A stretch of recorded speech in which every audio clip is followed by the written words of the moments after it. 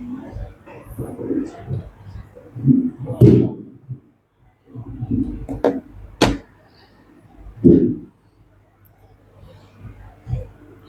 semuanya.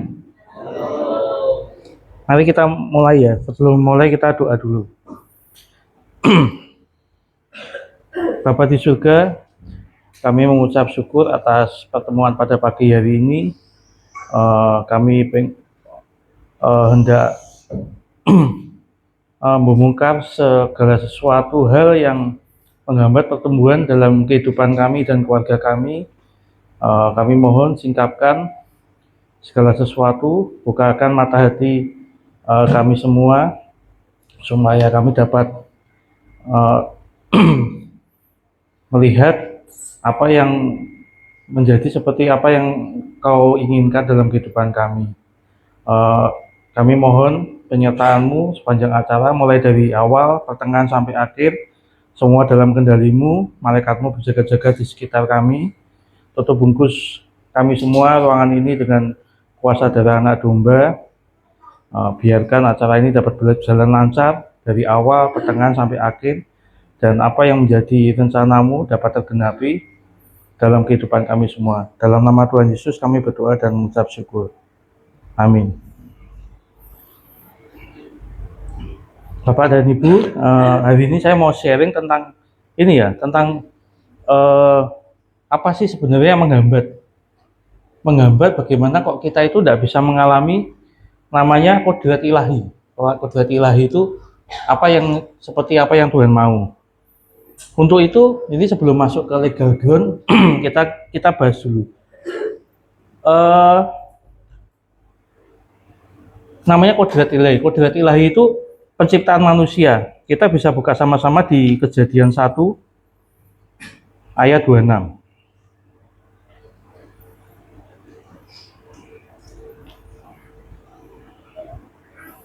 Ya. Berfirmanlah Allah, baiklah kita menjadikan manusia menurut gambar dan rupa kita, supaya mereka berkuasa atas ikan-ikan di laut, burung-burung di udara, dan atas ternak, dan atas seluruh bumi, atas segala binatang melata yang merayap. Nah, manusia, maka Allah menciptakan manusia itu menurut gambarnya, menurut gambar Allah diciptakan dia laki-laki dan perempuan. Jadi awal penciptaan itu, Tuhan menciptakan manusia itu segambar dan serupa, dan semua itu yang diciptakan Tuhan menyatakan itu semua baik. Yang kedua adalah di ayat 29, lanjut lompat ya. Jadi di 29 itu, lihatlah aku memberikan kepadamu segala tumbuh-tumbuhan dan berbiji di seluruh bumi, dan segala pohon-pohonan yang buahnya berbiji, itulah yang akan menjadi makananmu. Nah, ini perbedaan ini. Dulu waktu manusia sebelum jatuh dalam dosa, itu makanannya adalah tanaman berbiji. Nah, tanaman berbiji itu lebih mudahnya itu gini. Kita mau makan apel, itu apelnya bijinya dilempar ke tanah, itu dia akan jadi pohon apel lagi suatu hari. Jadi ibaratnya kita kerja itu tidak ngoyo. Nah, tetapi kita feedback kembali ke setelah manusia jatuh dalam dosa. Nah, Kejadian 3 ayat 17 atau 19. Lalu firman-Nya kepada manusia itu, karena engkau mendengarkan perkataan istrimu dan memakan dari buah pohon yang telah kuperintahkan kepadamu, jangan makan daripadanya, maka terkutuklah tanah karena engkau. Dengan bersusah payah engkau akan mencari rezekimu dari tanah seumur hidup. Semak duri dan rumput duri yang akan dihasilkan bagimu, dan tumbuh-tumbuhan di padang akan menjadi makananmu. Dengan berpeluh engkau akan mencari makananmu sampai engkau kembali lagi menjadi tanah. Karena dari situlah engkau diambil, sebab engkau adalah debu dan engkau akan kembali ke debu. Jadi tak jelasin dulu. Tuhan menciptakan manusia itu sebelum menciptakan semua manusia, dari hari pertama sampai hari kelima, dia menciptakan semuanya, disiapkan dulu. Hari ke-6 baru terakhir setelah semua tercipta, baru dia menciptakan manusia segambar dan serupa. Hari ke-7 itu ada namanya hari Sabat. Nah, hari Sabat itu Bukan berarti kita tes Sabat itu terus libur, terus bebas, itu enggak. Sebenarnya hari Sabat itu seperti kayak tahun Sabat. Orang kalau 7 tahun, 6 tahun orang itu bekerja, punya lahan. Hari tahun ke-7 itu, tahun Sabat itu dia tidak boleh memetik hasil dari situ. Kenapa? Itu saatnya dia istirahat, menikmati hasil yang sudah 6 tahun itu dihasilkan. Nah, tahun Sabat itu dia ini hasilnya yang tanamannya, eh, pekarangannya dia ini untuk janda-janda sama fakir miskin. Nah, jadi Tuhan itu menghendaki hari Sabat itu hari untuk kita itu menikmati segala apa yang Tuhan sudah sediakan, diciptakan dari hari pertama sampai hari. Tadi disebutkan kan apa? Untuk tanaman berbiji, untuk makanannya manusia itu pun sudah disediakan. Bukan, jadi kita cukup mengusahakan dan mengelola ini penciptaan Tuhan. Nah, sebetulnya itu. Nah, tetapi karena manusia itu jatuh dalam kutuk, akhirnya apa? Akhirnya nggak dapat itu. Nah, setelah tujuan Tuhan Yesus datang ke dunia itu untuk mengembalikan rancangan Tuhan yang semula sudah direncanakan oleh Allah Bapa itu, yang dirusak sama setan dengan jatuh dalam dosa. Akhirnya dia sampai menderita disalib di kayu salib. Itu untuk apa? Supaya rancangan yang punya rencananya Tuhan itu bisa kembali lagi seperti awal. Nah, ini yang saya sebut namanya kodrat ilahi. Kodrat ilahi itu adalah kepenuhan Allah. Kepenuhan Allah itu apa? Segala penyediaan Allah. Nah, banyak orang itu tidak bisa mengalami itu. Kenapa? Karena ada namanya kutuk dosa. Banyak orang, oh iya aku tidak melakukan itu kok. Nah, kayak saya contohnya. Saya itu mantan dukun. Padahal saya nggak pernah pergi ke dukun. Saya terima dari Mbah Buyut. Mbah Buyut saya itu penyembah berhala, dan itu ibaratnya kalau orang ngomong kayak titisan, itu ilmunya turun ke saya, tetapi kutuknya juga turun ke saya. Sampai dengan saya masuk penjara. Ya, saya baru ketemu Tuhan Yesus 2016. Nah, dari situ tuh yang saya tahu. Saya disingkapkan banyak hal yang saya akhirnya, kenapa kok sekarang ini saya kesaksian dan melakukan pengajaran seperti ini, supaya kita itu sama keturunan kita itu tidak ngalami. Loh, di dalam Tuhan aku pasti bebas. Iya, memang dibebas. Tetapi kadang gini, kadang itu ada celah-celah pijakan setan yang kan kita tidak kena, tapi yang kena itu keluarga, gitu loh. Jadi ada anaknya yang kena, ada yang orang tuanya yang kena, ada yang istrinya atau suami lah. Artinya di sini itu kita hari ini mau ngasih seminar, tujuannya apa? Supaya kita selain berdiri untuk diri kita berdiri untuk keluarga maupun keturunan kita. Kalian mempelajari nggak? Jadi nanti ada namanya genogram. Genogram itu gini, kayak saya itu mengalami kecipratan dari Mbah Buyut. Kenapa? Ayat firmannya apa? Ada ayat firmannya. Jangan ada Allah lain di hadapanku. Karena aku adalah Allah pencemburu yang membalaskan kesalahan Bapa pada anaknya pada keturunan ketiga keempat. Ya kan? Nah, banyak orang mikir, oh iya itu okultisme, itu penyembah berhala kena. Enggak, itu juga 7 pijakan setan itu sampai ada namanya dosa regenerasi. Contohnya apa? Contohnya Abraham. Abraham itu pernah dengar tahu kan ceritanya? Dia karena istrinya cantik, dia bohong. Dia akun itu saudaranya. Apakah dia ngajari ke Iska? Enggak, Iska enggak diajari. Tapi Iska melakukan hal yang sama. Bahkan Yakub pun akhirnya apa? Penipu.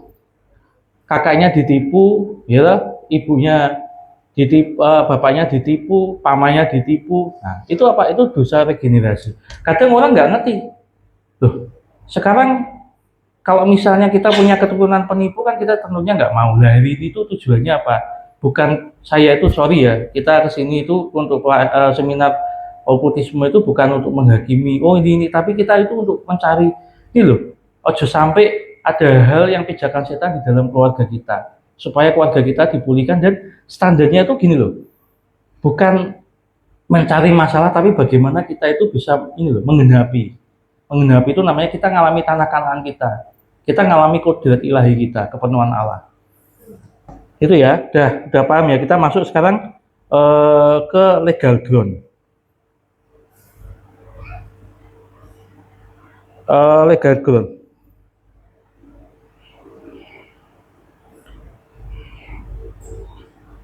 Legal ground itu artinya apa? Legal ground itu artinya hak akses yang diberikan secara sadar atau tidak sadar kepada kuasa gelap. Terjadi karena dosa, luka, atau perjanjian tertentu. Nah, itu memberikan izin bagi kuasa gelap untuk bekerja. Bisa dibuka mungkin di Efesus 4 ayat 27.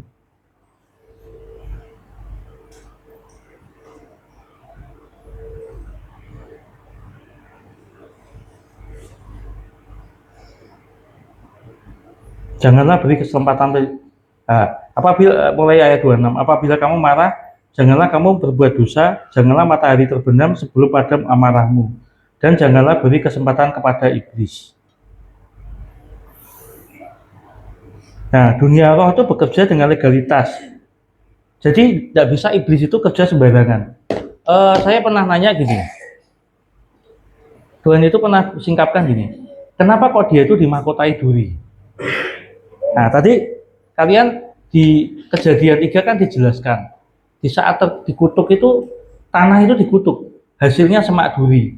Awalnya kita itu makan tanaman berbiji yang ibaratnya simpel ya, kita makan, habis itu bijinya dilempar ke tanah, itu akan ada hasilnya lagi. Tapi setelah jatuh dalam kutuk, itu kita makannya semak duri. Nah, berarti kan nggak mungkin seenak tadi yang tanaman berbiji. Itu hidupnya susah. Nah, kita kalau mau balik lagi ke rancangan awal, itulah makanya kutuknya harus dipatahi. Nah, itu Tuhan Yesus kenapa kok dimahkotai duri? Itu untuk menebus kutuk semak duri. Nah, kedua, banyak yang orang nggak tahu gini. Oh, aku sudah dilayani pelepasan kok. Nah, padahal orang kalau tahu, orang sudah atau leluhur kita itu sudah jatuh dalam okkultisme, itu namanya perjanjian darah. Nah, makanya kenapa kok Tuhan Yesus sendiri harus mencurahkan darahnya? Karena itu perjanjian darah, itu harus ditangani juga dengan perjanjian darah. Nah, di saat Tuhan Yesus akhirnya mati, terus darahnya itu sampai netes akhirnya masuk ke tanah, itulah bait Allah terbagi dua. Yang jurang pemisah antara Allah sama kita itu akhirnya hari itu kembali lagi. Nah, itu kan ada di ayat 5, Yesaya 59 ayat 1-2, bunyinya gini. Jangan ada Allah lain di hadapanku, karena aku adalah Allah pencemburu yang membalaskan kesalahan bapa pada anaknya pada keturunan ketiga keempat. Bukan. Bunyinya ini. Sebab bukan tangan Tuhan kurang panjang untuk menolongmu, bukan pendengarannya kurang tajam untuk mendengarkan doamu, tetapi yang jadi pemisah adalah segala kejahatanmu. Jadi kita punya masalah, kenapa kok Tuhan tidak bantu ya? Karena itu ada sesuatu yang jadi pemisah. Ya, tak lanjut ya. Nah, pintu masuk itu kuasa gelap. Oh, bisa dilanjut. Itu satu okkultisme. Okkultisme ya. Nah, okkultisme itu bisa kita misalnya pernah ke dukun, pernah punya jimat, pernah pergi nanya atau kita baca sendiri ramalan, ilmu gaib, atau mengakses ke dunia roh di luar Tuhan. Nah, itu yang nanti akhirnya ada ikatan roh, terus ketergantungan sama kuasa gelap. Nah, itu caranya memang harus nanti ditinggalkan. Jadi kalau misalnya Bapak punya, nanti saya ajarin caranya itu gimana dipatahin dulu kuasanya, terus dibakar. Tapi kita harus diputus dulu aksesnya. Jadi jangan belum diputus tapi sudah dibakar. Ya, jadi contohnya gini, saya kasih pemahaman gini supaya Bapak tahu. Misalnya ini saya ini minta penglaris sama Roro Kidul. Ya, saya punya toko, pengen toko saya ini rame. Nah, saya minta penglaris sama Roro Kidul. Nah, terus saya dapat nih keris, namanya Ki Sapu Regel, terus tak pakai. Toko saya jadi rame. Nah, suatu hari saya tahu ini salah. Saya mau bertobat. Saya nyari hamba Tuhan. Nah, biasanya itu kan yang dibawa ke hamba Tuhan yang ditanyain apa? Kerisnya kan yang dibawa. Benar nggak? Dibawa. Terus apa yang dilakukan? Biasanya hamba Tuhan itu yang dilakukan adalah apa? keris ini kuasanya diikat, dipatahkan kuasanya, terus dibakar. Nah ini bahaya. Bahayanya kenapa? Karena gini, maaf, saya ngomong. Tadi saya mintanya sama siapa? Bapak Kidul kan? Ini kan kisah Poregel ini cuma jongosnya, babunya dia. Bosnya ngamuk nggak? Ngamuk. Jadi podo seperti gini, misalnya saya utang sama namanya Pak Agus, saya utang 10 miliar. Suatu hari Pak Agus itu nyuruh karyawannya atau anaknya nagih ke saya, anaknya tak bunuh. Pak Agusnya ngamuk enggak? Nah, jadi satu perjanjiannya sama pusatnya ini harus dibereskan dulu. Dia harus bertobat juga sama Tuhan, masuk ke perjanjian Tuhan, baru yang ini diikat, dipatahkan, dibakar kuasanya benar. Jadi jangan asal-asalan bakar jimat. Malah justru kalau jimatnya sudah dibakar, belum tahu yang punya siapa, itu menelusurinya susah. Kenapa? Karena ya tadi kembali kayak ini Bapak Kidulnya kan ngamuk. Oke, kita udah dilayani, kita udah beres di mata Tuhan. Nanti apa? Yang dikejar anak cucu kita. Gitu loh. Sekarang misalnya enggak, anggap aja dibalik juga gini. Kalau saya nakal ya, saya narik pesugihan Gunung Kawi 10 miliar. Terus saya cari hamba Tuhan. Pak, ini tak kasih 100 juta untuk pembangunan gereja. Pasti diterima kan? Saya tolong didoain. Saya ada dulu leluhur saya ada perjanjian sama Gunung Kawi. Tolong didoain putus dalam nama Tuhan Yesus. Nah, 9,9 M-nya tak masukin deposito. Didoain dalam nama Tuhan Yesus diputus. Putus gak ini perjanjiannya? Putus kan? Uangnya 9,9 hilang nggak? Nggak hilang. Kalau hilang, banknya tak laporin polisi lah. Nah, sekarang resikonya apa? Hasil dari Gunung Kawi kan ngamuk. Pendetanya baik keturunannya pasti kan di TO. Keturunan saya juga di TO. Nah gitu loh. Jadi kita harus lihat. Jadi pelayanan okkultisme, orang kena pelet, kena guna-guna apa? Bukan ngilangi pelet sama guna-gunanya. Ngilangi pelet sama guna-guna gampang, doain dalam nama Tuhan Yesus hilang.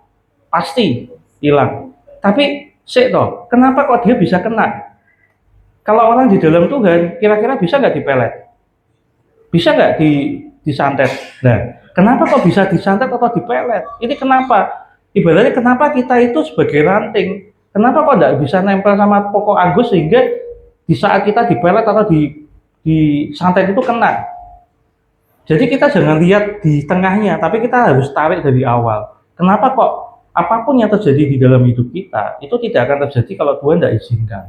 Jadi kalau ada sesuatu yang terjadi, kita lihat, Tuhan bukakan mata hatiku supaya aku bisa melihat dengan cara pandangmu. Kenapa kok ini kau izinkan terjadi? Ada apa? Nah, ini yang kita ngomong, ada namanya 7 celah. 1, okkultisme tadi ya. Kedua, mungkin dilanjut, namanya seks bebas, hubungan di luar nikah. Nah, dampak itu ada namanya soul test, ikatan jiwa, pencemaran roh, transfer beban rohani. Jadi ibarat gini, banyak orang yang berpikiran orang sudah jatuh dalam perzinahan, terus dilayani, sudah ngaku dosa, terus tidak berzina lagi, itu selesai. Itu keliru. Namanya orang bertobat itu namanya berbalik. Kita contoh perumpamaan anak bungsu yang hilang ya. Dia pergi ke luar negeri, menghabiskan hartanya orang tua. Terus di sana akhirnya menderita kelaparan sampai dia makan ampas babi. Nah, namanya pembalian keadaan itu mulai dari apa? Begitu dia sadar, loh, aku di sini ki makan susah ya. Sedangkan anak buah bapakku ki makanannya lo enak tiba gini. Aku tak kembali cari bapakku, tak minta ampun. Ibaratnya nek bapakku tidak mau nerima aku sebagai anak pun, aku sebagai hamba ini mesti lebih layak daripada aku di sini. Nah, akhirnya kan dia pulang dari negeri asing. Ini loh namanya orang berbalik itu bukan gini. Dulu kita melakukan dosa, terus akhirnya stop. Itu bukan berbalik. Kalau dulu dia ngikut setan, begitu bertobat, sekarang ngikut Tuhan. Saya dulu dukun ya, aku dulu ikut setan. Begitu sekarang saya bertobat, sekarang saya jadi hamba Tuhan. Itu namanya berbalik. Nah, sekarang tadi kaitan sama seks bebas. Jadi gini, saya itu maksudnya gini, kita terikat perjanjian, misalnya kita pernah berhubungan dengan apa ya, yang bukan bukan pasangannya, nama si A, si B, si C, ini ada soul test, ini harus diputuskan, didoai dalam nama Tuhan Yesus. Jadi saya perlu siapin kertas, ditulis namanya satu-satu, kita minta diputusin. Jadi bukan hanya urusan kita sama, oh saya dulu punya misalnya, oh saya pernah sama si A, si B, sama si C, saya sama si A, si B, sama si C itu udah selesai, itu selesai. Oh aku udah bertobat sama Tuhan, aku udah ngaku kok sama Tuhan, udah selesai. Belum, ini kan nih, kita itu mau nerima mujizat, nunggu, kita mau menunggu mujizat atau kita mau jadi pembawa mujizat. Karena pas kita semua kan udah dikasih kuasa oleh Tuhan. Sebagai orang yang percaya itu, satu apa, kisah kisah satu akad apa, kisah para rasul 1 ayat 8 ya. Bagi orang yang percaya itu dikasih kuasa. Nah kita mau menunggu mujizat terjadi dalam hidup kita, atau maksudnya kita menunggu penggenapan janji, atau kita mau menjadi pembawa mujizat, atau kita mau seperti Yosua yang kita bisa membawa keluarga kita masuk ke tanah Kanaan, kan kuncinya di situ. Nah kalau memang mau ya ini soul testnya ini harus diputus satu-satu. Caranya doa, minta hikmat Roh Kudus. Mungkin dulu yang pernah terjadi terus dilupa, kayak memorinya ditutup sama iblis, minta dibukakan supaya, makanya gini, kemarin saya ngomong, saya melayani hanya 12 keluarga, saya minta melayaninya satu persatu. Karena gini, saya melihat belum ada gereja yang berani melayani detail kayak gini. Karena kalau melayani biasanya hanya namanya pelepasan. Nah, tadi kalau saya itu melayaninya 3, satu pelepasan dulu, terus tadi pemutusan itu sumbernya ini loh, kok bisa jatuh ke situ tuh apa. Terus yang ketiga namanya pembalian keadaan. Pembalian keadaan itu apa yang dicuri iblis itu supaya dibalikan. Nah, cuma ini penting, kenapa makanya ini ada seminar. Jangan sampai ada yang kelewat, karena itu bisa jadi celah untuk iblis masuk. Makanya kenapa kok saya ngomong nanti sendiri-sendiri, walaupun satu keluarga konselingnya sendiri-sendiri. Ya enggak?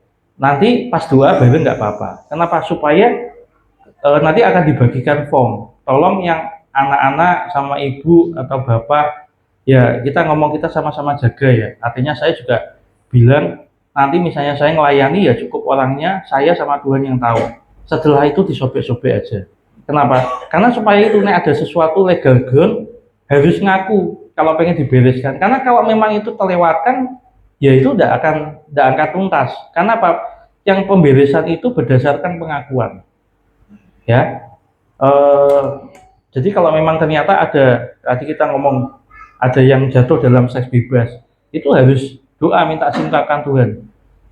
Sama si A, si B, si C itu sama. Nanti kita sama doain putus satu-satu.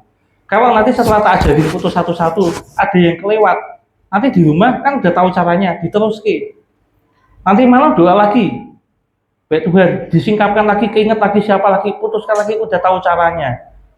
Gitu. Tapi jadi saya itu nanti ngajarinya adalah ngajari caranya, supaya bapak-bapak sama ibu di sini itu bisa melakukan sendiri. Tapi kan sebelum kita melakukan itu, kita belajar dulu.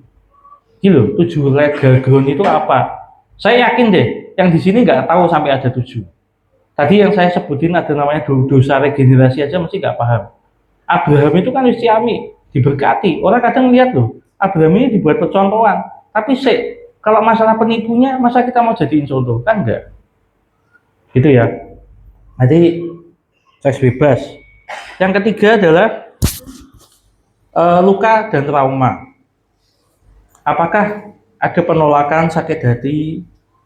Ya enggak, ini juga ada. Misalnya kita ngomong, makanya nanti ada di form itu jelas. Apakah ada, ini harus ngaku. Dan misalnya nanti bapak ibu ngaku pun, anaknya tidak akan tahu. Nanti kan konselingnya satu-satu sama saya.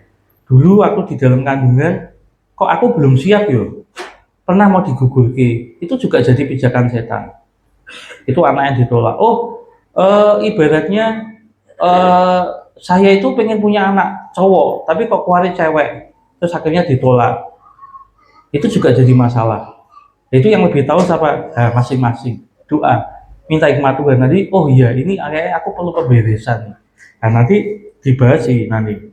Penolakan, kepahitan, sakit hati. Kepahitan tahu ya? Kepahitan itu pemberesannya bukan hanya kepahitannya loh, lukanya. Aku pernah usaha sama saudaraku kerjasama. Saudaraku sudah tak bantu, terus sudah sukses, uangku dibawa lari.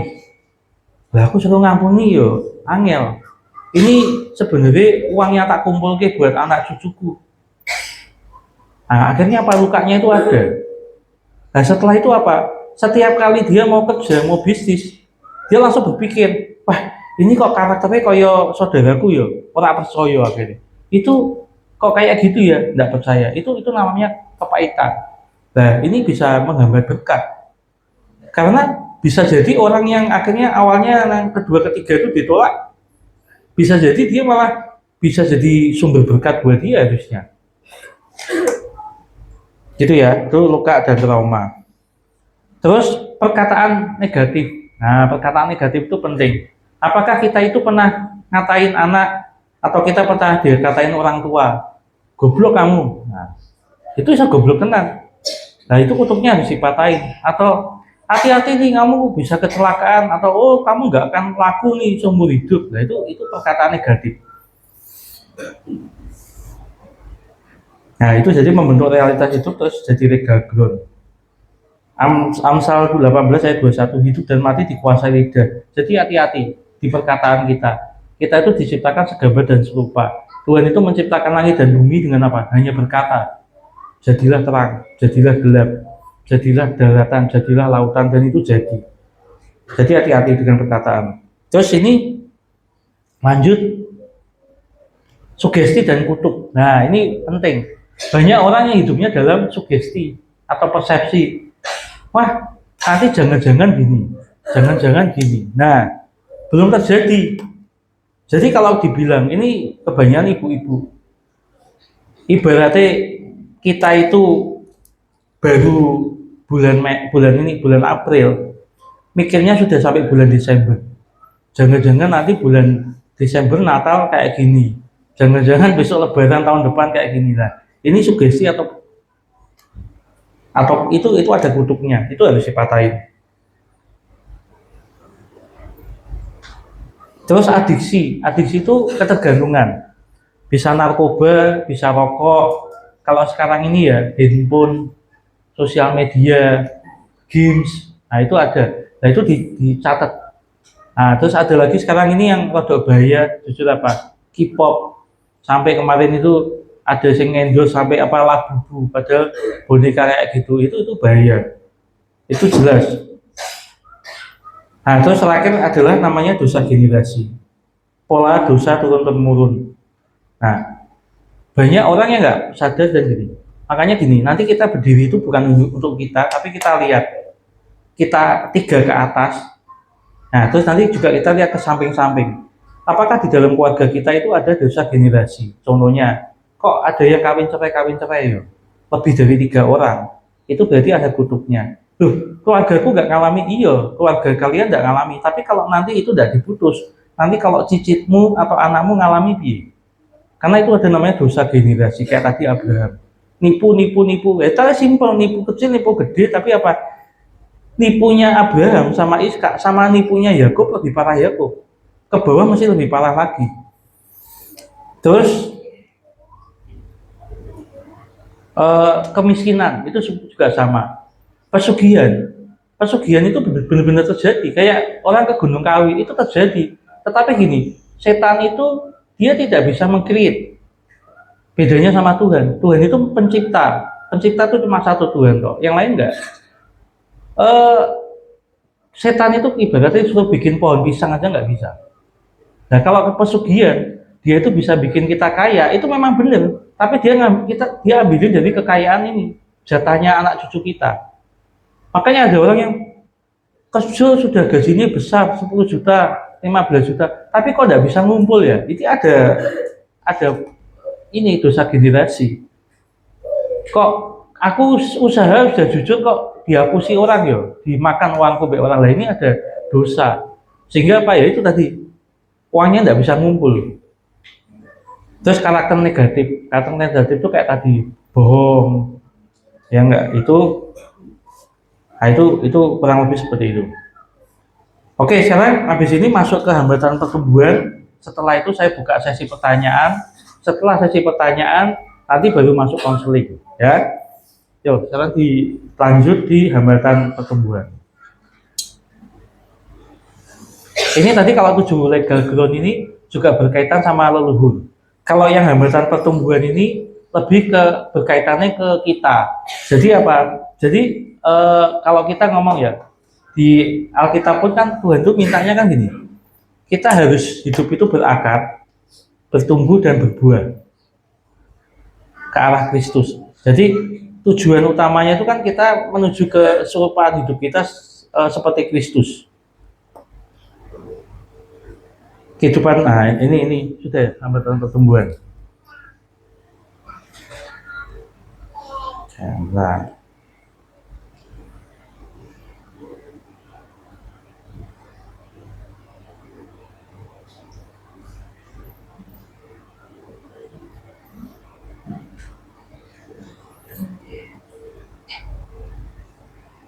Nah, ini hubungan kita sama Tuhan, pertumbuhan kita, rohani kita, dan pelayanan kita itu pasti mendapat perlawanan dari kuasa gelap.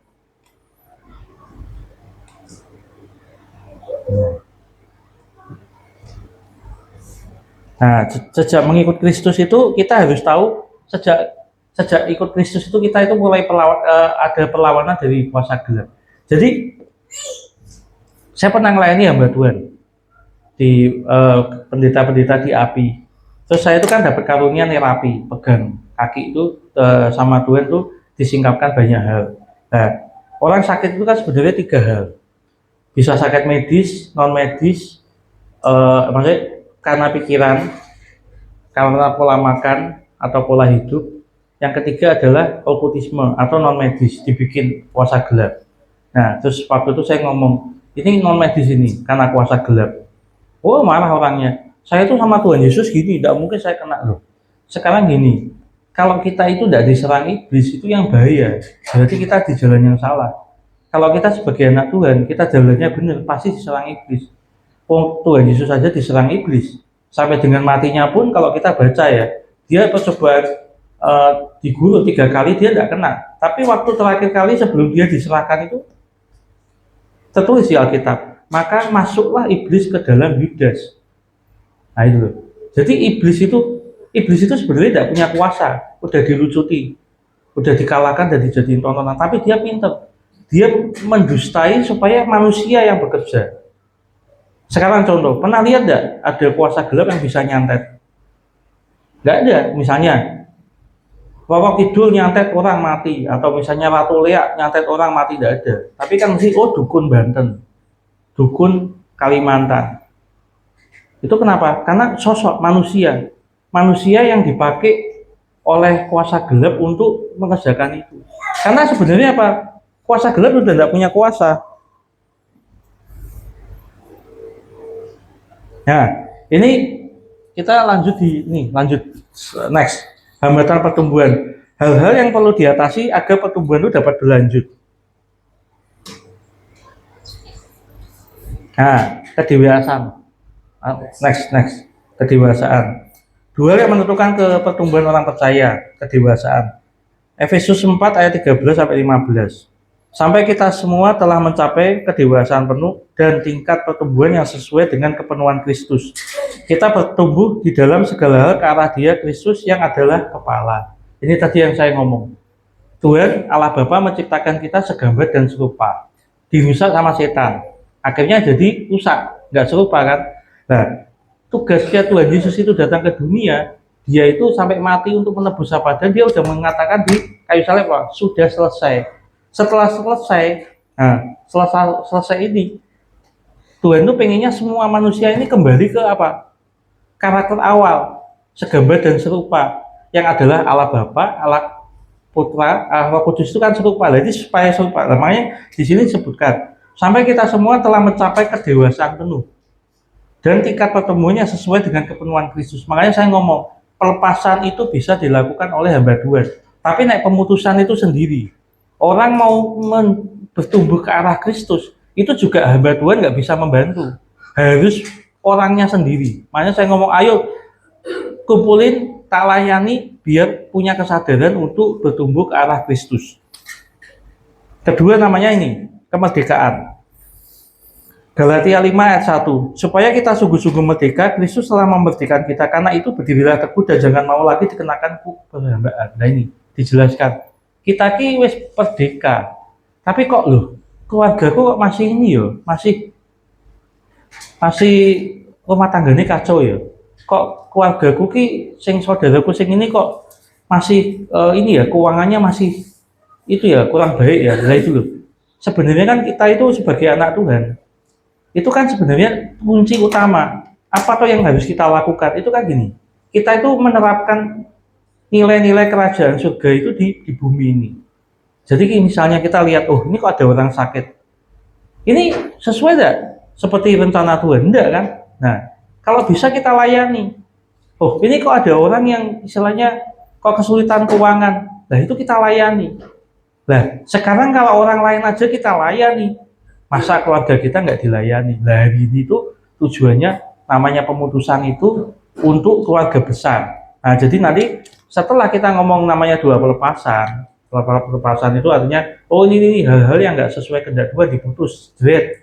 Nah, nanti ada namanya ini doa untuk pembalian keadaan. Nah, pembalian keadaan itu tolong nanti di sini doanya bukan untuk yang di sini tok. Kalau pengen keluarga besar diselamatkan, jadi harusnya kan dari kakek buyut. Tapi nek kakek buyut kan pasti sudah meninggal, kakek buyut sama nenek buyut. Nah, kakek buyut sama nenek buyut ini kan punya anak, kan berarti kan kakek nenek kita salah satunya. Nah, kakek nenek kita pun ini kan masih ada saudara-saudara lain. Nah, kakek nenek ipar mungkin ya, nek ibarat. Nah, ini masih ada yang masih hidup enggak? Kalau masih ada yang hidup dan masih kacau, nanti ikut didoakan. Jadi nanti doanya itu kami titik-titik, lah namanya disebutkan yang sudah, yang masih hidup, ya. Terus nanti turun lagi setelah kakek kan berarti papa mama berarti sama termasuk om tante, ya itu masuk. Lah om tante sama om tante punya anak, punya mantu, punya cucu, cicit itu dimasukin semua, didoain. Jadi nanti waktu doa itu kami titik-titik kasih jeda sih, mau 2 menit 3 menit tidak apa-apa. Semua keluarga yang bukan di dalam Tuhan itu atau yang masih berantakan nanti didoakan. Nah, kita akan balik ke gini. Ini ya, ini tak cut dulu biar paham satu-satu tak uruti. Kita buka sekarang gini. Efesus 1 ayat 13. Ya. Di dalam Dia kamu juga, karena kamu telah mendengar firman kebenaran, yaitu Injil keselamatanmu, di dalam Dia kamu juga ketika kamu percaya dimerdekakan dengan Roh Kudus yang dijanjikannya itu. Dan Roh Kudus itu adalah jaminan bagi kita sampai kita memperoleh seluruhnya, yaitu penebusan yang menjadikan milik Allah. Hari ini kita sama-sama mendengarkan firman Tuhan. Kebenaran yaitu Injil keselamatan di dalam Dia. Begitu kita percaya dan kita memateraikan, termasuk memateraikan keluarga kita, ya. Dan Roh Kudus ini akan menjadi jaminan bagi kita sampai memperoleh seluruhnya. Jadi yang didoakan hari ini itu nggak hanya kita, tapi keluarga kita juga akan menjadi milik Allah. Kalau sudah jadi milik Allah, tanggung jawabnya siapa? Nah, banyak orang yang bingung. Ini kok, saudaraku kok masih gini ya, caranya piye? Tak injili kok susah, tak gini kok susah, tak ajak ketemu mau tak doakan aja susah. Nah, sekarang permasalahannya simpel. Kalian itu sudah punya Ferrari, nggak pernah dipakai. Kalian itu sudah punya Roh Kudus. Kita sebagai orang Kristen atau Katolik itu kita punya Allah Trinitas. Allah Bapa, pencipta langit dan segalanya, Allah Putra yang duduk di sebelah kanan Allah untuk apa? Menjadi pembela kita, dan Allah Roh Kudus yang menyertai kita. Jadi seperti murid-murid di dalam kapal, perahu. Loh, kok bisa dibiarin tidur? Ibaratnya, saya itu misalnya deket sama Budi Hartono yang punya Jarum. Pasti tidak tak biarin tidur di mobil. Saya pasti akan nanya banyak, ngobrol, pengen belajar soal bisnisnya, benar nggak? Supaya aku bisa niru dia. Ini kita ngomong baru bos Jarum loh. Nah kalau kita ngomong sebelah kita ini ada pencipta langit dan bumi, masa dibiarin tidur? Nah ini sama. Kita mau nginjili, kita tuh punya Roh Kudus, kita biarin Roh Kudusnya tertidur, yang ngoyo. Nah, caranya piye? Lah ini banyak. Makanya gini, ini namanya nyambung ke legal ground.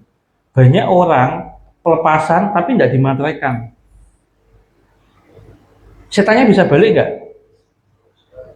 Jika iblis itu keluar, dia akan nyari pemberhentian, benar ya?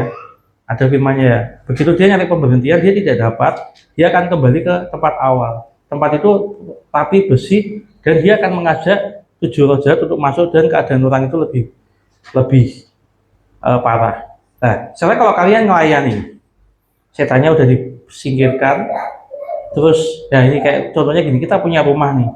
Rumah ini kemasukan tikus. Cara ngusir tikus piye? Satu, sampah-sampah yang membuat tikus masuk itu kan kita beresin dulu, benar nggak? Terus yang kedua, ini ada lubang nggak yang membuat celah supaya tikus ini bisa masuk? Oh, lubangnya di sini tutup sih, di semen atau apa? Bisa nggak tikusnya masuk? Nggak bisa kan? Nah ini sama, kita pengen beresi kuasa gelap. Satu, sampah-sampah yang membuat pijakan tadi legal groundnya kuasa gelap itu apa? Itu kita bereskan dulu. Setelah itu lubangnya ditutup. Ibaratnya dulu suka pergi ke klub malam, ya jangan pergi ke klub malam. Dulu suka ketemu LC, ya jangan ketemu LC, misalnya kayak gitu. Nah itu nutup, namanya nutup celah. Nah setelah nutup celah, baru kita materaikan. Saya materaikan dalam perjanjian darah Yesus. Kalau sudah dimateraikan dengan anak domba, bisa nggak? Kuasa gelap dan malapetaka nggak bisa menyentuh. Nah, tapi nanti satu lagi, nanti tak ajari. Jadi nanti saya pelayanannya nanti lebih apa ya, kompleks lagi. Kenapa? Karena nggak hanya perjanjian darah. Nah, nanti kalau saya jelasin di sini nanti bisa sampai sore. Jadi, tapi saya intinya aja. Jadi gini, nanti hari ini mau tak materaikan 3. Satu, tadi namanya perjanjian darah. Kenapa? Perjanjian darah itu setiap orang yang dimateraikan dengan darah anak domba tidak bisa disentuh kuasa gelap sama malapetaka. Nah, yang di sini hari ini yang semua datang di sini pasti aman. Benar nggak? Ini clear ya, satu ya. Nah, terus kedua, tapi sekarang apakah bisa jaminan besok anak cucu cicit nggak disentuh? Kan nggak ada, benar nggak? Dan nanti kita ada namanya perjanjian garam atau ketetapan Tuhan. Nah, kalau kalian kepo, nah nanti suatu hari kalau Tuhan mengizinkan saya tak ngisi tentang perjanjian garam. Perjanjian garam itu yang terjadi itu di Daud. Nah, ini di sini pada bawa Alkitab dah. Coba buka ini. 2 Tawarin 13 ayat 5. Jadi biar tahu, oh ini Pak Sansan share perjanjian garam, katanya aku nggak pernah tahu, nggak ada di Alkitab. Nah, kita buka dulu. Nah, ini tak bacakan ya. Tidakkah kamu tahu bahwa Tuhan Allah Israel telah memberikan kuasa kerajaan atas Israel kepada Daud dan anak-anaknya untuk selama-lamanya dengan suatu perjanjian garam. Bahkan nanti suatu hari itu nanti akan dibahas. Abia itu dia punya tentara cuma 400. Dia harus menghadapi tentara 800. Tapi dia langsung ingat ke Tuhan, aku ingat dengan perjanjianmu, perjanjian garam, ketetapanmu sama Daud. Jadi aku percaya engkau yang menyertai Daud, engkau juga akan menyertai aku, dan akhirnya dia menang walaupun dia sedikit. Ya, itu perjanjian garam. Nah, perjanjian garam itu kenapa? Itu namanya ketetapan. Kalau perjanjian kita begitu kita tidak mengikuti Tuhan, kita melenceng ke kanan ke kiri, perjanjian itu batal. Seperti contohnya Saul. Padahal Saul itu dosanya sama Daud, parahan Daud. Saul itu dosanya ini. Jadi dia berdosa karena bukan apa yang dilakukan, tapi karena apa yang tidak dilakukan. Jadi Saul itu diminta dia perang, semua dibinasakan. Sama dia kambing sama domba yang baik itu ditinggal. Bukan diambil dia loh, dikasih ke rakyatnya. Nah itu yang memulai jatuhnya dia di situ. Akhirnya terus rohnya diambil sama Tuhan. Nah terus dia sudah benar caranya. Habis itu dia nyari Nabi Samuel, orang yang mengurapi. Tapi Nabi Samuelnya nggak mau nemuin. Akhirnya dia salah jalan cari Senayang dukun itu untuk manggil Nabi Samuel. Akhirnya dia mati. Artinya kena panah itu kan. Itu Saul, itu perjanjian. Tapi Daud dosanya lebih parah. Tapi kenapa kok itu tidak hilang? Karena ketetapan. Walaupun ketetapan pun ada konsekuensinya. Setelah Daud jatuh dalam dosa, setelah dia membunuh Uria, 2 berfirman lagi ditambahi, tetapi pedang tidak akan lari dari keturunan. Tapi perjanjian yang awalnya nggak hilang. Dan apa itu tergenapi Tuhan Yesus keturunan Daud. Nah, kalau kita mau masuk ketetapan, kita bisa fokus, Tuhan aku mau mengalami seperti Daud. Daud itu kan apa? Raja Israel yang paling sukses. Salomo pun keturunannya pun sukses. Nah, gitu loh. Jadi bagaimana supaya kita bisa mengalami, dan bukan kita tok loh, tapi anak cucu kita itu masuk dalam perjanjian Daud. Gitu loh. Karena kita layak disebut keturunan Daud. Nah, yang ketiga adalah namanya perjanjian sunat hati. Ayatnya mana? Ada. Sekarang gini, orang kepahitan pilih mana? Nah, aku pribadi ya. Aku sebagai hamba Tuhan, ada orang kepahitan. Untuk melepaskan kepahitan, mengampuni sampai benar-benar ikhlas, paling cepat 3 jam. Bener nggak? Kadang bisa lebih. Kamu udah ngerasake, aku sing tak rasake. Ngomong Pak Pendeta ngomong gampang, aku sing ngerasake. Nah, tapi kita doanya apa? Yeskiel 36 ayat 26. Tuhan berikan hati yang baru, roh yang baru yang taat akan Engkau. Nah, itu potong jalur, itu namanya sunat hati. Kita kalau namanya memperbaiki hati yang sudah ya kayak kurang lebih gini. Kita ada pohon kita tancepi paku. Begitu pakunya dicabut, lubang enggak? Bisa nggak nambah lubangnya?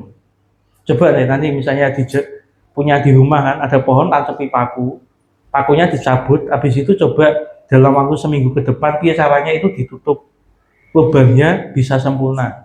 Nggak bisa, kan nggak gampang kan? Kenapa? Karena itu dalamnya hati orang tuh nggak ada yang tahu. Kita hamba Tuhan setelah melayani pulang, oh udah beres kok, udah tak layani pengampunan, udah melepaskan pengampunan, ya tapi masih luka enggak? Nah, kalau dikasih hati yang baru dan roh yang baru, kuis pasti perfect. Nah, itu tadi 3 doa. Satu yaitu perjanjian tubuh dan darah Kristus. Kenapa? Karena di situ adalah namanya keperluan Kristus. Barang siapa makan dagingku dan minum darahku, engkau tinggal di dalam aku dan aku di dalam dia. Ibaratnya kita punya masalah keuangan sekarang, berarti Tuhan di dalam kita. Tuhan menolong enggak? Allah turut bekerja dalam segala untuk mendatangkan kebaikan. Benar enggak? Ya. Oh, aku punya masalah keluarga nih. Suamiku gini, istriku gini. Nah, Tuhan Yesus ada di dalam kita. Berarti apa? Dia turut bekerja dalam segala mendatangkan kebaikan ini loh. Ini penyelesaian di situ. Kedua, tadi perjanjian garam tujuannya apa? Supaya anak cucu kita juga dalam ketetapan Tuhan. Roh Kudus yang pelihara. Tuhan adalah gembala. Karena kita tidak mungkin kita nungguin sampai cicit, sampai canggah kita. Benar nggak? Yang ketiga, kalau ada cara yang lebih cepat, kenapa pakai yang ribet? Kita handphonenya lemot, kalau bisa disober ulang dengan software yang baru, kenapa tidak ada dihapusi filenya satu-satu? Benar nggak? Kita ke toko handphone, di backup sebentar, disober ulang, filenya dibalikin lebih cepat kan? Ibaratnya gitu. Itu seperti itu. Nah, kalau kita dikasih roh yang baru dan hati yang baru, kan juga ada doa dan lagunya. Bagaikan bejana, bentuklah aku seperti yang kau mau. Ku mau sepertimu Yesus, bentuk. Nah, kalau sudah kita menyerahkan gitu, itu apa? Tuhan yang lebih tahu. Caranya ngangkat hal yang nggak baik dari kita itu Tuhan lebih tahu daripada kita. Oke, lanjut ya. Itu masalah doanya nanti memateraikan. Kembali ke tadi hambatan pertumbuhan.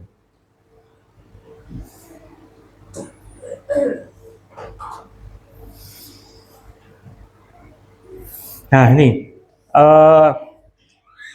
Efesus 2 ayat 2 sampai 3. Kamu hidup di dalamnya karena kamu mengikuti jalan dunia ini, karena kamu mentaati penguasa kerajaan angkasa, yaitu roh yang sekarang sedang bekerja di antara orang-orang durhaka. Sebenarnya dahulu kami semua terhitung di antara mereka ketika kami hidup di dalam hawa nafsu dan menuruti kehendak daging dan pikirannya jahat.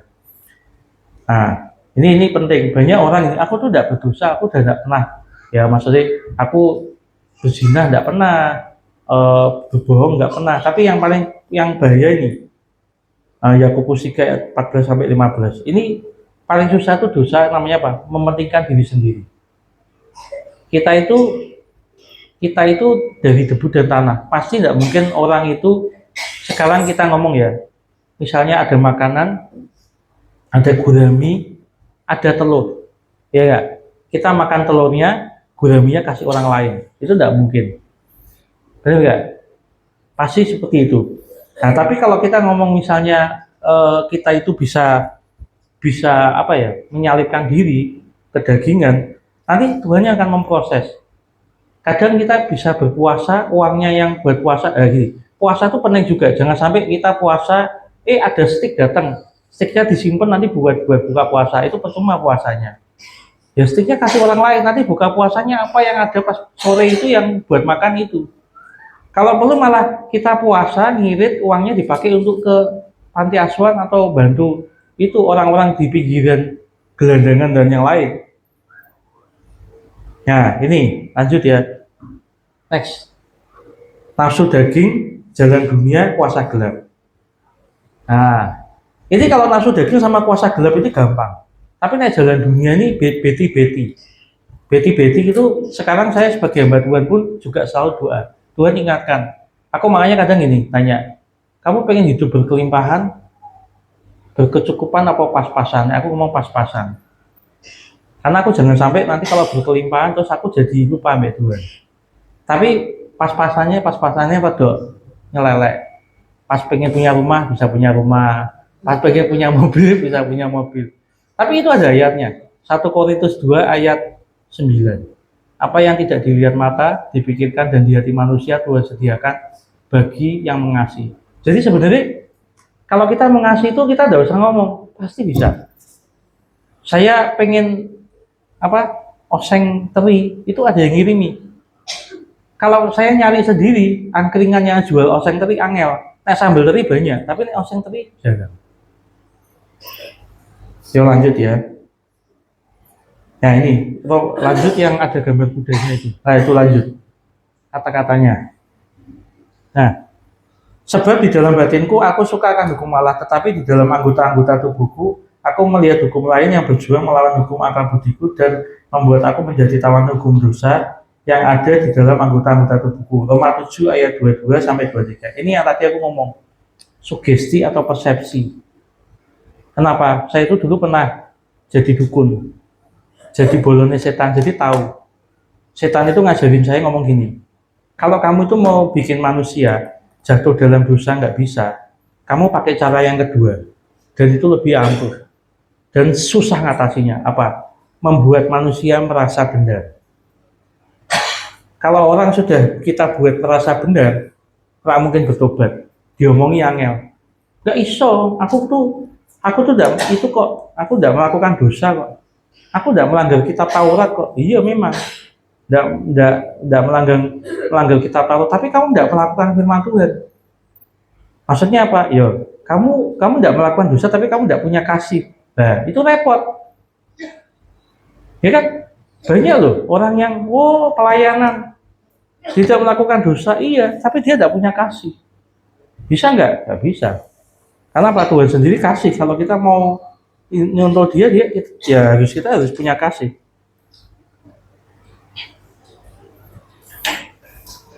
Nah, terus lanjut. Nah, nih perbuatan daging telah nyata, yaitu pencabulan, kecemaran, hawa nafsu, penyembahan berhala, sihir, perseteruan, perselisihan, iri hati, amalah, kepentingan diri sendiri, pensideran, roh pemecah, kedengkian, kemabukan, pesta pora dan sebagainya. Ini kalau dilanjut lagi ayat bawahnya, hal itu barang siapa yang melakukan tidak akan dapat bagian dalam kerajaan surga. Nah, sekarang kita ngomong versi sekarang aja. Hari ini, detik ini deh. Ada nggak yang udah bisa lepas dari sini? Semua lo ya, tidak tertinggal satu. Nah, itu yang paling susah kan ini tuh. Kepentingan diri sendiri tuh. Nggak ada kan kayak Tuhan Yesus yang misalnya seorang orang tua berani nggak mati buat anaknya? Anaknya mau masuk penjara, berani nggak dia gantiin? Nggak mungkin berani. Itu kepentingan diri sendiri. Kita lanjut ya.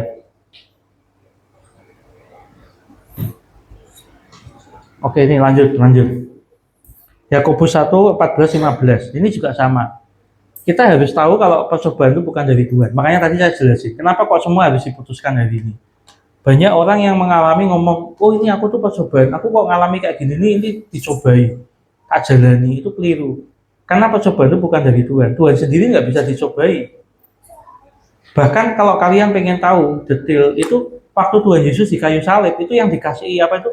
Air apa itu? Yang air asam. Itu dia tidak mau. Kenapa? Karena itu nggak dinubuatkan di Alkitab. Tapi kalau kalian pelajari detail, itu air masam itu kalau dia sampai minum, itu mengurangi rasa sakitnya. Dia nggak mau, dia pengen mikul semua supaya apa? Suatu hari nanti nggak didakwa lagi sama setan. Nah, lu kemarin waktu disalib, lu tak kasih itu dimakan loh, diminum loh, kan sakitmu berkurang. Nah, itu kan berarti gara-gara ini. Nah, itu dia nggak mau, jadi dia tanggung semua. Sampai dia ngomong sudah selesai, terus dia menyerahkan nyawanya, selesai.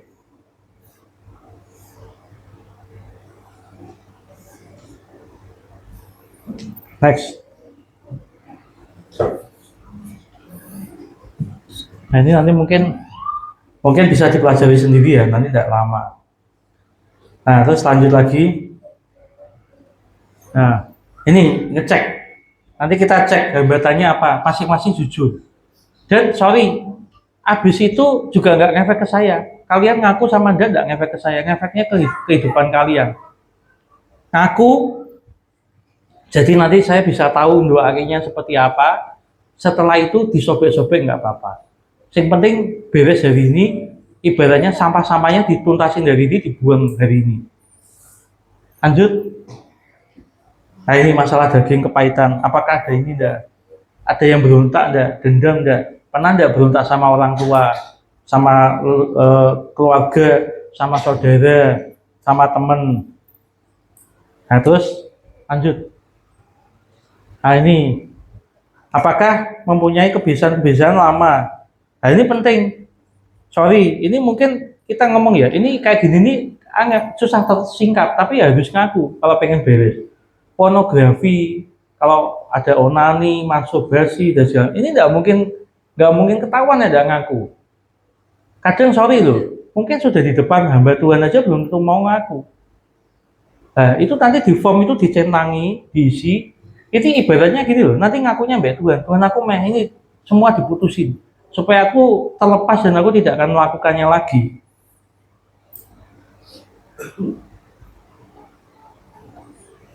Terus lanjut. Nah, ini 1 Yohanes 2 ayat 15 sampai 17. Janganlah kamu mengasihi dunia dan apa yang ada di dalam dunia. Jika kamu mengasihi dunia, maka kasih Bapa tidak akan tinggal di dalam kamu. Nah, dunia itu kaitannya yang tadi itu. Semua itu kan tadi kan kedagingan. Kalau kita masih mengasihi hal-hal yang kedagingan, kita itu tidak, kasih Bapa tidak akan ada di dalam kita.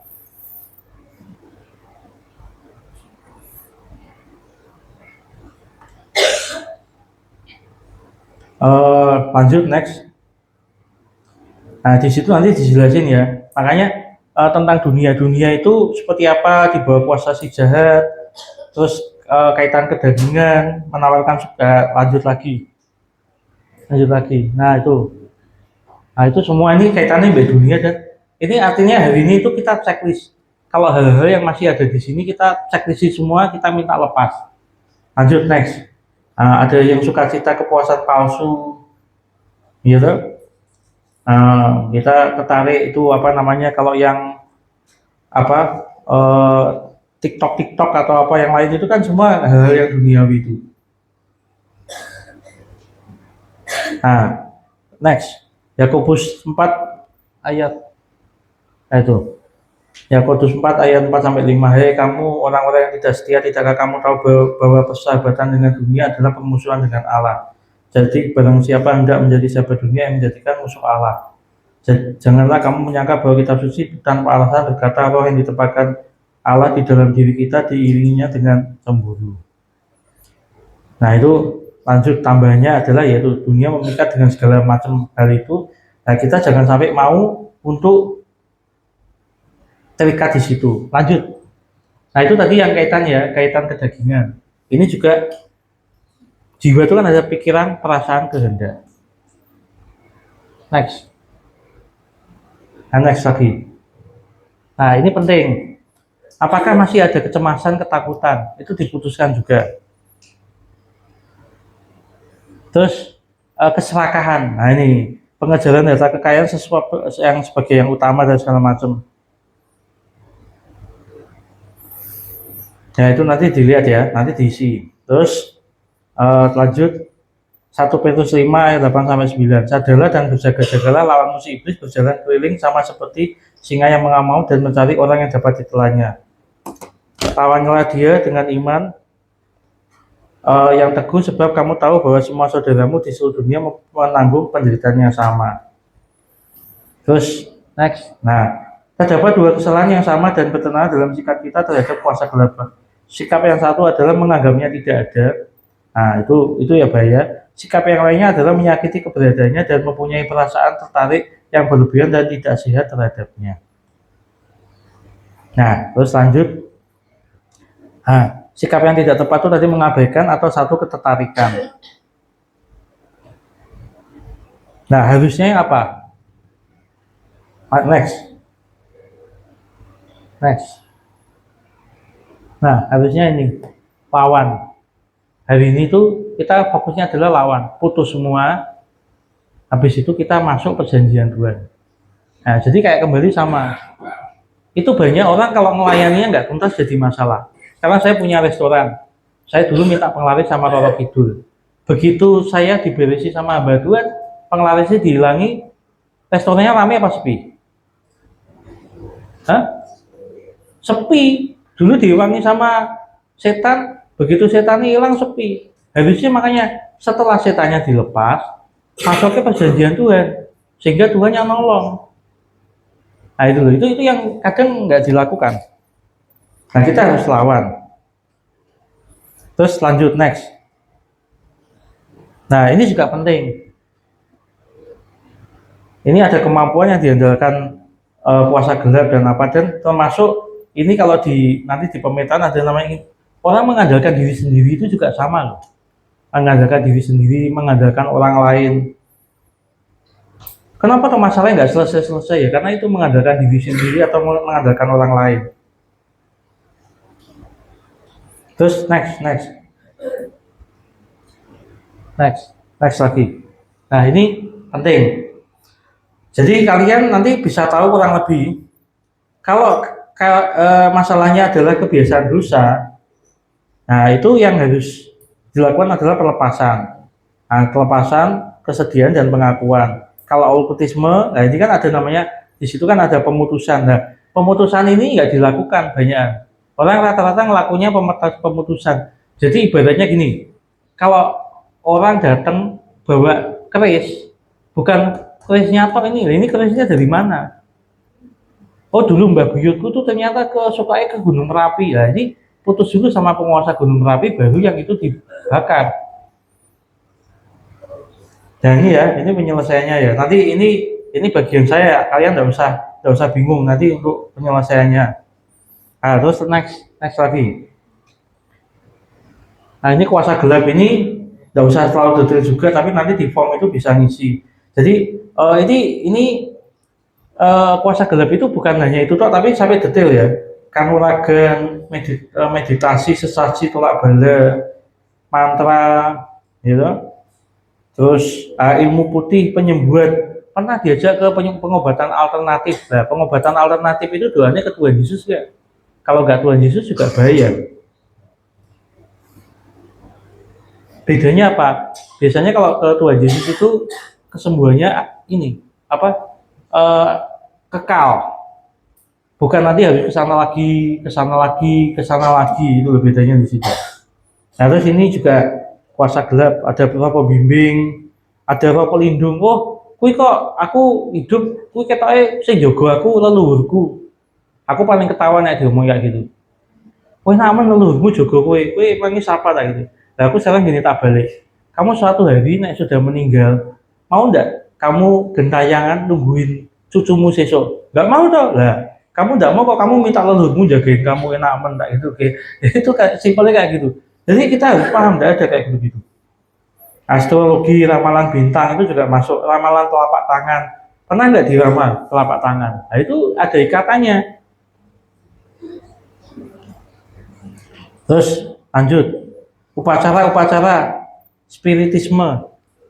Nah, Pernah nggak datang misalnya acara ngaben, acara-acara apa kagem? Nah, itu juga ada sesuatu. Terus kita datang ke tempat orang mati, ada nggak yang pas ritual itu kita datang ngikutin? Kalau aku gitu biasanya pulang, tak tinggal pulang. Kalau ada ritual, karena apa itu bisa ngikat. Terus lanjut, nah ini kayaknya kalau sini mungkin enggak pernah ya, animisme, dinamisme, tayul itu kalau kalau memang ke perdukunan memang alami, tapi ini enggak, biasanya enggak. Terus lanjut, jangan biarkan ada celah sedikit pun untuk kekalahan rohani pada tiga penghambat pertumbuhan rohani kita. Ingat, ketiga musuh itu selalu bersengkongkol. Nah, terus lanjut lagi. Nah, ini. Nah, jadi tikus-tikus kuasa gelap itu tertarik pada sampah. Mengusir tikus perlu disertai dengan membereskan sampah. Jika sampahnya tetap ada, maka tikus akan kembali. Nah, langkah-langkah menuju kemerdekaan dalam Kristus. Lanjut. Nah, ini penting. Nanti ngisinya jangan asal-asalan, tapi nanti minta doa sih, minta Roh Kudus. Minta pertama Roh Kudus, Tuhan, aku singkapkan supaya aku hari ini minimal isonya yang ngisinya bener. Nanti sambil on proses, nanti kalau kayak saya dulu ya, saya itu dibukakan dalam beberapa hari itu mimpi, diputarkan lagi dulu kejadian yang dulu. Jadi akhirnya pemberesan itu mungkin ini yang penting hari ini niat dulu, nanti selama beberapa hari mungkin disingkapkan sama Tuhan, nanti ya wis ikuti ngaku pengakuan, bertobat, minta ampun, minta dipulihkan. Terus yang kedua, minta mengakui dosa dan meninggalkan dosa lama. Ketiga, minta dibebaskan dan memutuskan ikatan. Nah, ini memutuskan sama melepaskan beda. Ya, kalau ini lepas toh, ini tali lepas, tapi yang sana ikatannya belum lepas. Yang punya ikatan itu dia akan ngejar.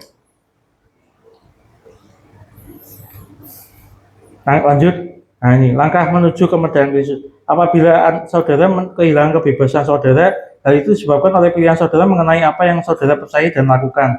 Karena itu kebebasan saudara adalah hasil dari yang saudara pilih untuk akui, percaya, ampuni, tinggalkan, dan abaikan. Nah, ini. Jadi perbedaan pelepasan sama pemutusan beda. Kalau pelepasan itu ada yang lepaski. Kalau putus itu minta sendiri. Jadi kalau sudah putus berarti apa?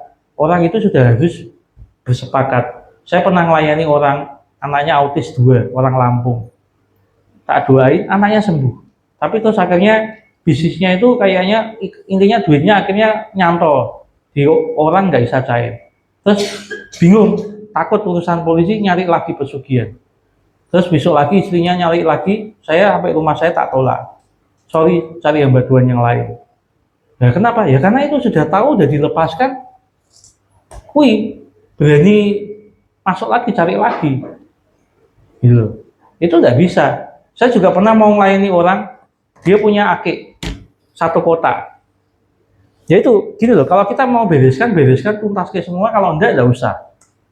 Dia punya akik itu satu kota. Dia ngomong gini, pasan tolong dicek, yang ada isinya tolong dibesiki, dibinasakan nggak apa-apa. Tapi yang enggak biar di situ.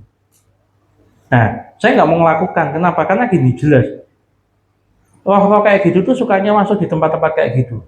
Sekarang saya nanya, kalau itu ada anggap aja 60 akik, yang 2 itu sudah saya bereskan. Tahun depan tiba-tiba ada batu lain yang kemasukan di situ. Yang disalahkan siapa? Loh, dulu Pak Samsat udah pernah beresin loh. Nah kok ini ono meneh? Ya mendingan nek mau talayani semua, bereskan semua. Kamu yang buang, ya tak terke mau di pantai selatan atau di mana, atau nenda, ya kamu cari hamba Tuhan yang lain yang mau membuat negosiasi soal itu. Kenapa? Karena itu bahaya. Lanjut. Selidikilah ini Mazmur 139 23 sampai 24. Selidikilah aku ya Allah dan kenalilah hatiku, ujilah aku dan kenalilah pikiran-pikiranku, lihatlah apakah jalanku serong dan turunlah aku ke jalan yang kekal. Oke, selesai. Sekarang minta tolong gitu, Pak. Formnya dibuka dulu, di slide dulu. Ya, saya jelasin dulu. Bisa di situ ada enggak filenya?